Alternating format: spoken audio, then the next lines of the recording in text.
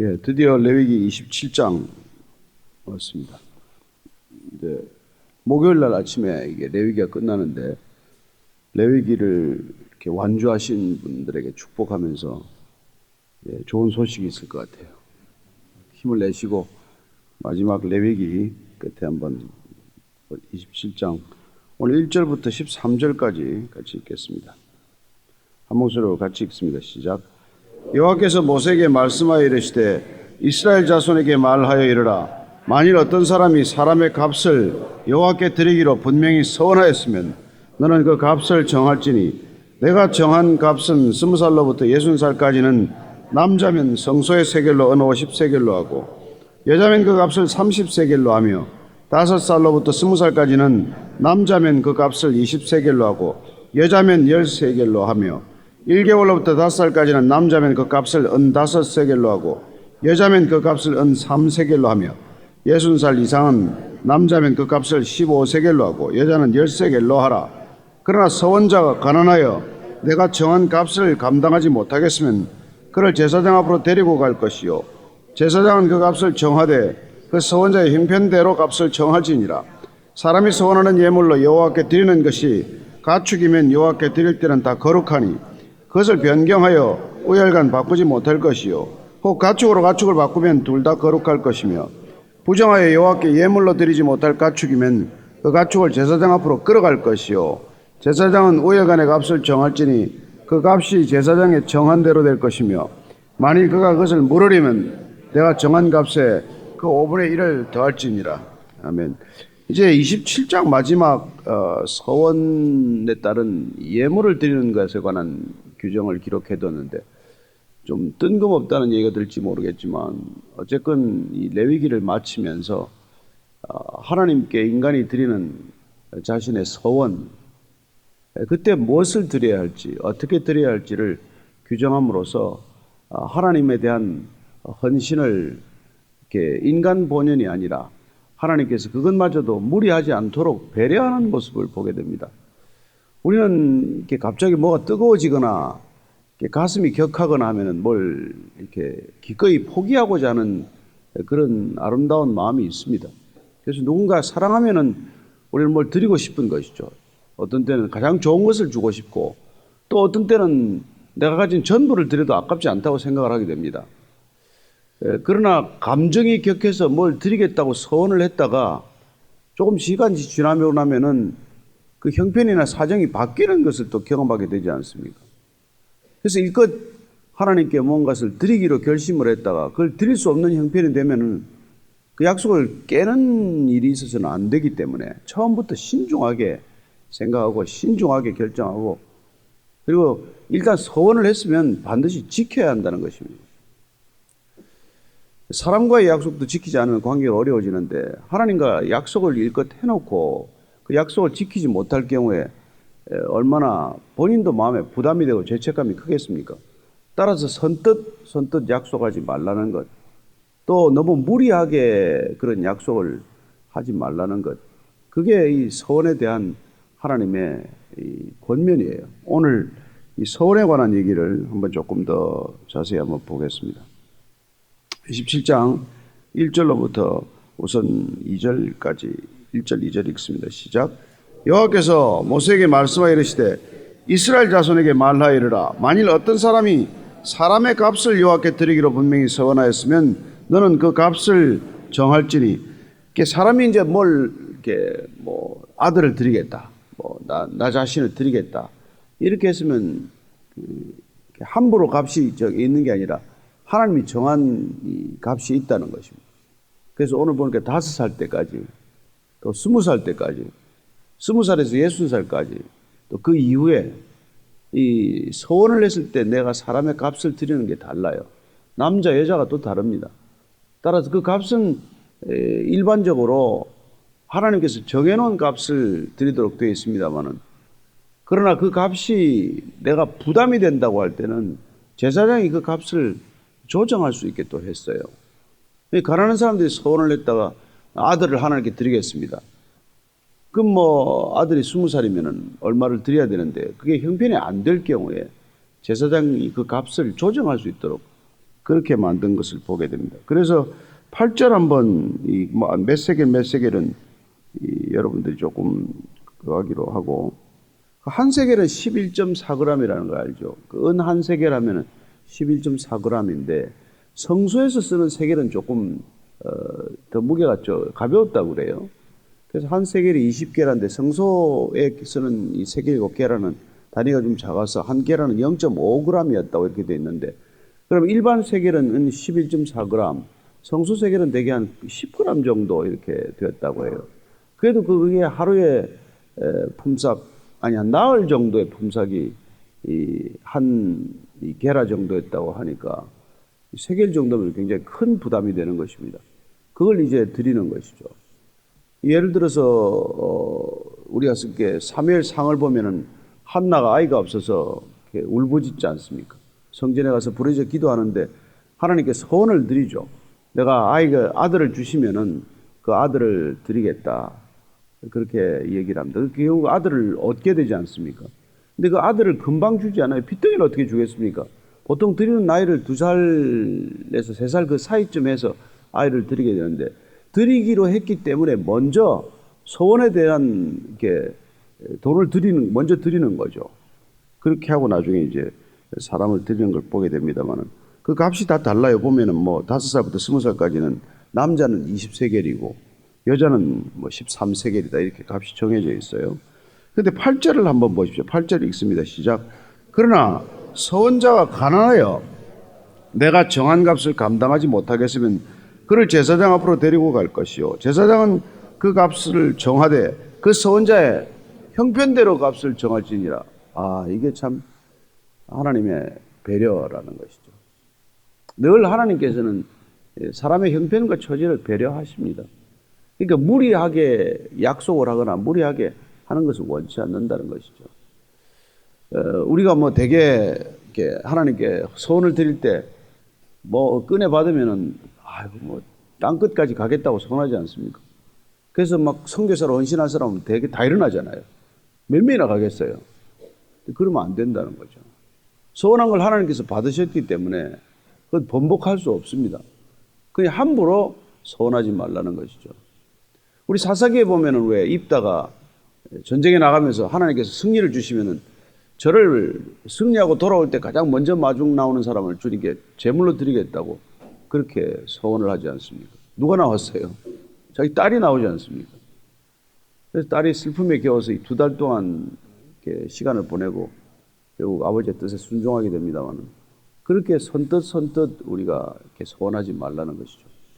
이게 NGO를 운영하는 사람들 얘기를 들으면 한국 사람들이 제일 소원을 잘한대요. 국제 이 NGO 기관에서. 그래서 한국 사람들이 제일 소원을 잘하는 건 고마운데 형편이 바뀌면 또 소원을 제일 번복하는 사람들이 우리나라 사람이래요.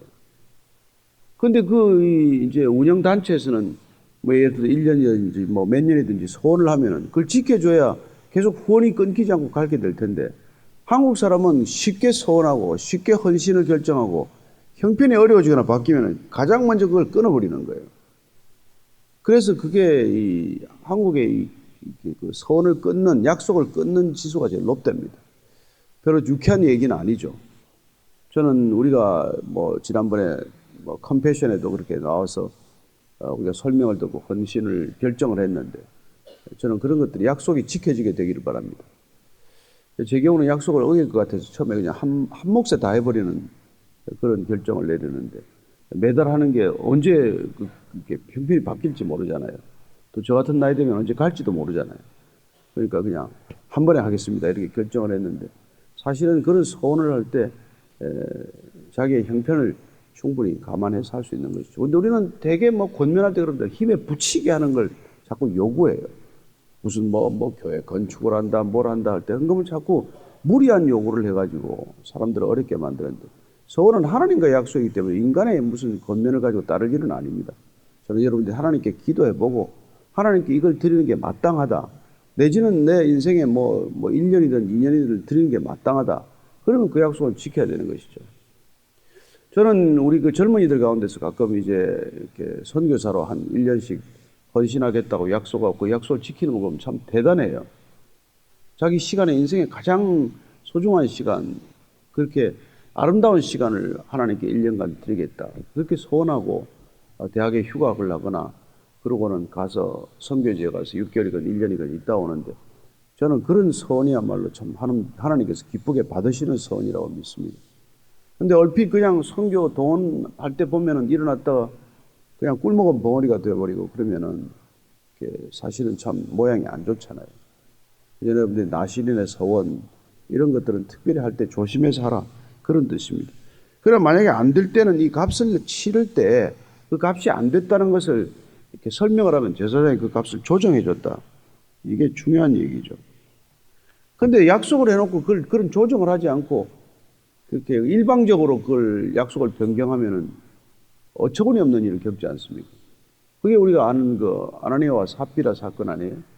밭을 팔아서 누가 가져오라 그런 것도 아니고 본인이 서원한 거 아니에요? 다 드리겠습니다. 그럼 팔았는데 형편이 나빠져서 다 안 드릴 것 같으면 사도들한테 가서 형편이 이렇쿵 저렇쿵 마음이 어려워졌고 또 형편이 어려워졌으니까 반만 하겠습니다. 그런데 무슨 문제가 있겠어요? 그러나 가지고 와서 다 했습니다. 라고 속이는 바람에 어이없는 일을 겪게 되는 것이죠. 자, 9절 이하를 읽습니다. 시작. 사람이 서원하는 예물로 여호와께 드리는 것이 가축이면 여호와께 드릴 때는 다 거룩하니 그것을 변경하여 우열간 바꾸지 못할 것이요 혹 가축으로 가축을 바꾸면 둘 다 거룩할 것이며 부정하여 여호와께 예물로 드리지 못할 가축이면 그 가축을 제사장 앞으로 끌어갈 것이요 제사장은 우열간의 값을 정하지니 그 값이 제사장의 정한 대로 될 것이며 만일 그가 그것을 물으려면 내가 정한 값에 그 5분의 1을 더할지니라. 자, 서원하는 예물로 우리가 1세겔, 10세겔 이렇게 세겔 단위가 아니라 가축을 드리기로 결정했으면 어떡하냐는 것이죠. 소나 양이나 염소를 드리기로 결정했습니다. 그러면 그걸 그냥 그대로 서원한 가축을 그냥 드려야 된다 이 얘기입니다. 그걸 바꾸지 말라는 것이죠. 아니 드리기로 했는데 소가 갑자기 살이 통통하게 쪄가지고 옆에 비루 먹은 놈을 갖다 놓으면 안 된단 말이에요. 그러니까 이 서원하기로 한 이 동물을 가축을 이걸 드려야지 시간이 지났다고 다른 가축으로 대체하거나 바꾸어서는 안 된다는 것입니다.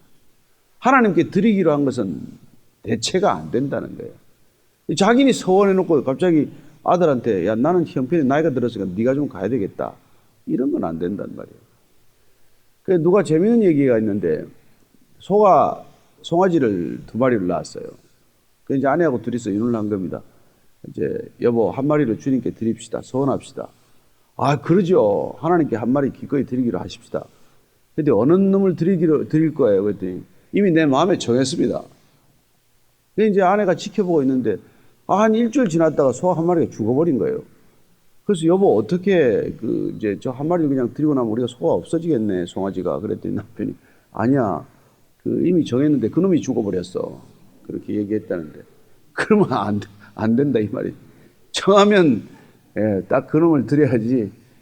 근데 오늘 재밌는 것은 이게 안 좋은 것을 드리기로 했다가 마음이 바뀌어서 좋은 걸 드릴 수 있다. 이것도 안 돼요.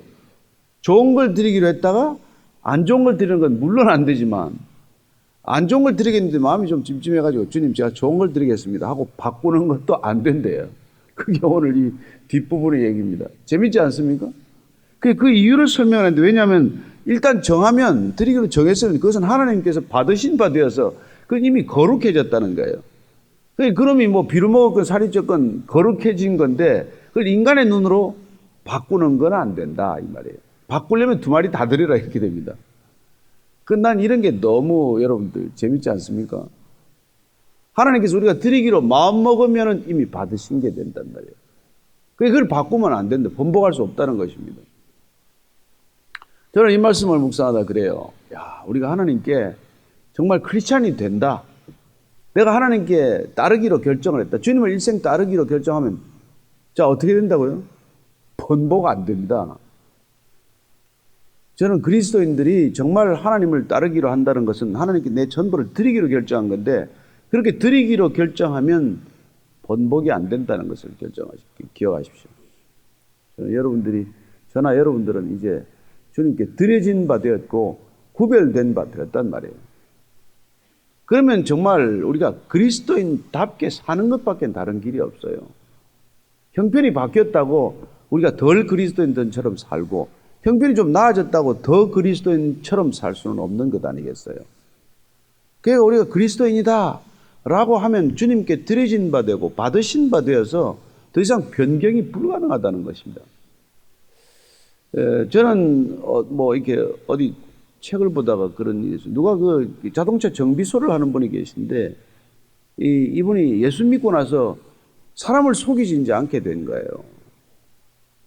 그래서 그전에는 뭐 오면은 고장도 안 난 걸 고장났다 그러고는 맨날 받아 먹고, 뭐 여기 고장나면 조금 고장난 걸 크게 부풀려가지고 뭐 이렇게 바가지를 씌우고, 그러다가 이제 마음을 바로 먹은 거죠. 그래서 정말 와서 별 고장이 아니면 고장이 아니다라고도 말도 하고, 또 어떤 거는 그냥 그저 고쳐주기도 하고, 형편이 어려운 사람 오면은 뭐 부품도 싸게 받기도 하고, 이렇게 사는 거예요. 그분이 그리스도인이 되었기 때문에 내 가치를 바꿀 수 없다고 결정했기 때문에 삶이 그렇게 바뀌었다는 것입니다. 그래서 그 동네 주변에서는 가장 잘 되는 정비소가 된 거예요, 사실은. 손님이 끊이지 않고 누구든지 믿고 와서 그렇게 하고, 그분이 돌아가셨을 때 그 주변에서 동네에서 무슨 VIP가 죽은 줄 알았다고 할 정도로 사람들한테 신망을 받는 그런 사람이 되었다.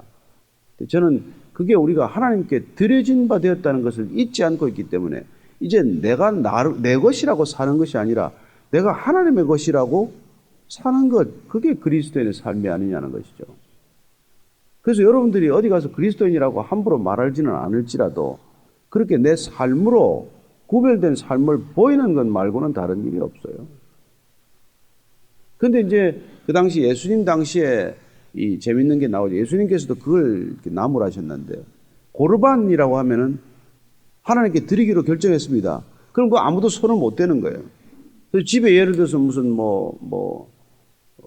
가축이든지 돈이든지 이걸 하나님께 드리기로 제가 서원했습니다. 그럼 그 누구도 손을 못 대죠. 근데 그래가지고는 이제 부모를 돕는 걸 안 도운 사람들이 있다는 거예요. 부모를 돕거나 형제를 도와야 하거나. 이웃의 필요를 외면하는 방법으로 고르반, 하나님께 내가 서원했습니다 하는 걸 이렇게 변칙적으로 나쁜 의도로 사용하는 경우가 왕왕 있었기 때문에 예수님께서 그걸 지적하신 거죠. 너 고르반이라 그러고 그런 짓 하지 마라. 하나님께 드리지도 않고 이웃에 드리지도 않고 부모에게나 가족에게도 그걸 쓰지 않으면서 내 욕심을 채우는 방편으로 하나님께 드렸다라고는 하지 말아라. 그런 얘기를 주님께 직접 하신 것이죠. 그런 얘기를 하신 것으로 봐서는 사람들이 되게 하나님께 드렸다 그러고는 오히려 제 욕심을 채우는 수단으로 삼거나 남에게 그걸 써야 할 때 쓰지 않는 걸 보게 되는 것이죠. 저는 오늘날 헌금 제도가 그런 고르반과 같은 그런 일은 없나, 이런 걸 교회나 우리 성도들이 함께 살펴야 한다고 생각을 해요. 교회 드린 게 되었다 그러면은 부모의 필요나 이웃의 필요를 외면해도 됩니까? 그게 아니란 말이에요. 궁극적으로 하나님이 제사장이 오면 그 형편을 따라서 예물도 깎아주기도 하는 판인데 그게 어떠냐는 거예요. 하나님께 드린 바 되었다 그러고 이웃의 필요를 외면할 일이 아니라 우리가 둘 다 해야 마땅하죠. 그러나 만약에 부모의 필요나 형제의 필요나 이웃의 필요가 다급하다면 하나님께 드린 바 되었다고 그걸 외면할 일이 아니라 오히려 그 이웃의 필요를 우리가 채워야 되지 않나, 이제 이런 생각들을 하게 되는 것이죠. 오늘 이 예물, 서원에 관한 것은 단순히 재물에 관한 것만이 아닙니다. 저는 우리 인생 전체를 주님께 드리는 삶의 결단이 있었다면 그 결정을 잘 지키라는 것이죠. 그 잠언에서도 그 당시에 보면 이런 얘기가 있어요. 잠언 20장 25절을 제가 읽어드릴게요. 함부로 이 물건은 거룩하다 하여 서원하고 그 후에 살피면 그것이 그 사람에게 덫이 되느니라. 선뜻 이게 서원을 해버리고 나면 나중에 찬찬히 보게 되면 후회할 일이 된다 이 말이에요. 그러니까 찬찬히 살피고 여러 가지 사정을 잘 감안해서 그걸 결정을 해라. 그런 권면의 말씀을 듣게 됩니다. 그러나 하나님께서는 가장 기쁘게 받으시기를 받는 서원은 뭘까요? 우리 예물일까요? 재물 같은 걸까요? 가축일까요? 아니지 않습니까? 그래서 미가서를 보면은 우리가 하나님이 이 구약 성경의 마지막 부분에 가까워오면은 우리가 미가 선지자의 말을 듣게 되는데, 미가 선지자 말씀 한번 읽고 마칠게요. 6장 한번 찾아보십시오. 6장. 미가서 6장 6절로 8절까지 한 목소리로 같이 읽겠습니다. 시작. 내가 무엇을 가지고 여호와 앞에 나아가며 높으신 하나님께 경배할까? 내가 번제물로 일련된 송아지를 가지고 그 앞에 나갈까? 여호와께서 천천의 수장이나 만만의 강물 같은 기름을 기뻐하실까?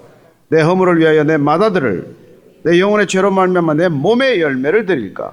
사람아, 주께서 선한 것이 무엇임을 내게 보이셨나니 여호와께서 내게 구하시는 것은 오직 정의를 행하며 인자를 사랑하며 겸손하게 내 하나님과 함께 행하는 것이 아니냐. 아멘. 아멘. 우리는 뭘 드린다라고 생각을 하면 끊임없이 무슨 재물을 드려야 된다, 돈을 드려야 된다, 헌물을 생각하기 쉽지만, 그러나 하나님께서는 그 무엇보다도, 그보다 앞서서 우리가 공동체를 생각하며 사는 것, 이웃을 배려하며 사는 것, 그걸 더 먼저 기뻐하시고 바라신다는 것이죠. 주위를 돌아보라는 것입니다. 우리의 이웃의 필요를 돌아보라는 것입니다. 이웃을 외면하지 말라는 것이죠. 보면은 얼마나 많은 필요가 있습니까? 참 그런 걸 보면은 우리가 정말 교회에 헌신한다, 하나님께 헌신한다 고 하는 게 무슨 뜻인지를 다시 한번 곰곰이 되새겨보게 됩니다. 저는 이 시대가 점점 양극화로 치달으면서 분노가 팽배해가는 세상 가운데 우리가 일방적인 여러 가지 정책적 결정에 분노할 일이 아니라, 사실 우리가 어떻게 이 시대적 소명에 우리 나름대로 부응해야 하느냐는 것을 성경적 입장에서, 차라리 믿음의 입장에서 한 번씩 생각해야 되는 것이죠. 저는 어떤 할머니가 이 어르신 카드가 나와서 너무 고맙고 늘 전철 돈 안 내고 타고 다니는 게 너무 미안하기도 하고 감사해서 꼭 5천 원을 하나 꼬깃꼬깃 해가지고 그날 하루 내가 이 필요한 사람에게 반드시 내가 이 돈을 전하리라. 그래서 본인은 전철을 공짜로 타고 다니지만 그러나 어디 가다 오다가 꼭 하루에 5천 원, 하루에 5천 원이면 꽤 큰 돈 아니에요. 한 달에 15만 원 아닙니까? 그걸 이웃에게 필요한 사람을 하루 종일 다니다가 누군가에게 꼭 전하고 들어온다는 거예요. 그 나름대로 얼마나 그게 아름다운 서원이고 예물입니까? 나는 내가 이게 큰 돈은 누구한테 기부를 못하지만 하루에 5천 원 이거 누군가에게 꼭 지나가다가 저는 그 기사를 보고 나서 나도 그 비슷한 흉내는 내봐야겠다. 매일은 못하더라도. 그래서 어쩌다가 참 그 할머니들이나 할아버지들이 폐지 줍는다고 끌고 가지 않습니까? 그거 끌어봐야 폐지 몇만 원을 받겠어요. 그런데 그걸 하느라고 허리가 휘어져라고 가면은 가다가 조용히 차를 세우고 가서 손에다가 조금 쥐어주고 가다가 진짜 뭐 김밥이라도 하나 사드세요. 그렇게 살아가는 게 우리가 아름다운 예물을 주님께 드리는 게 아닌가. 저는 그렇게 생각을 합니다. 우리가 온 세상을 따뜻하게 할 수는 없지만 내 주위에 조그마한 따뜻함을 서로 베풀고 산다면 그 시간 그곳에 하나님의 나라가 임한 줄로 믿으시기 바랍니다. 우리 안에 소개해야 될 아름다운 얘기들이 굉장히 많아요. 그러나 그것도 자랑이 될 수 있고 그걸 듣다가도 또 시험에 될 수가 있기 때문에 우리가 간증도 안 세우고 우리가 좋은 일 했다는 거 절대로 교회가 뭐 이런저런 일 했다는 걸 알리지 않으려고 애를 쓰지만, 그러나 우리가 오늘 이 예물에 관한 것, 서원에 관한 말씀, 하나님의 말씀을 같이 읽으면서 우리 자신을 하나님께 구별하여 드리고 하나님께서 받으셨다면 우리의 인생 전체가 그렇게 아름답고 향기로운 예물 되기를 축복합니다. 오늘 기도할 때 하나님, 이 겨울이 다가오고 있습니다. 점점 또 사는 것이 팍팍한 사람들이 많습니다.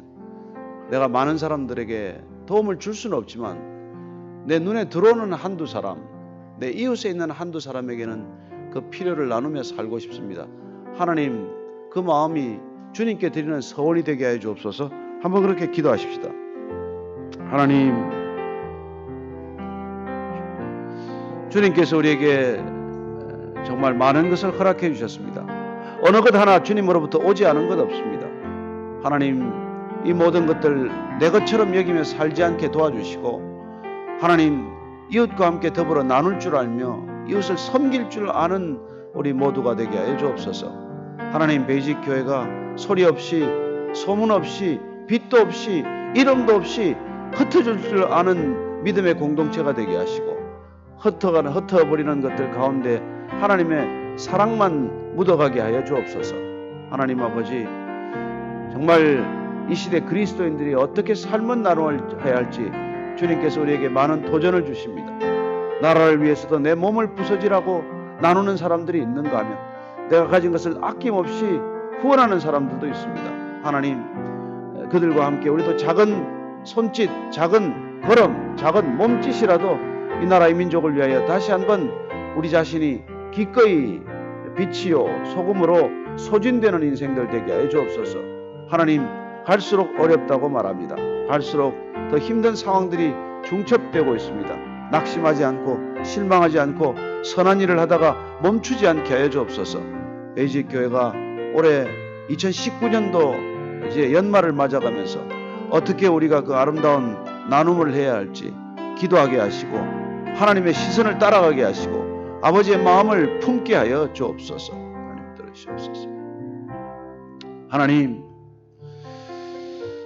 주님께서 먼저 우리를 사랑하셨기에 그 사랑받은 자로서 누군가를 사랑하게 되었습니다. 주님, 모든 동기가 사랑이 되게 하시고 모든 선함과 베품과 나눔이 주의 마음, 주의 시선이 되게 하여 주옵소서. 이제는 십자가에서 그 모든 것을 우리에게 허락하신 우리 구주 예수 그리스도의 은혜와 아버지의 한없는 사랑과 성령님의 깨닫게 하심이 오늘 말씀을 따라 하나님께 전부를 드린 바 되어 주님께서 받으신 바 되고 구별된 바 되었음을 기억하고 인생 전체를 주님께 아름답게 드리고 날마다 나눔과 베품의 삶을 살기로 결단한 이 자리에 고개 숙인 아름다운 믿음의 형제 자매들 위해 지금부터 영원까지 함께 하시기를 간절히 축원하옵나이다. 아멘.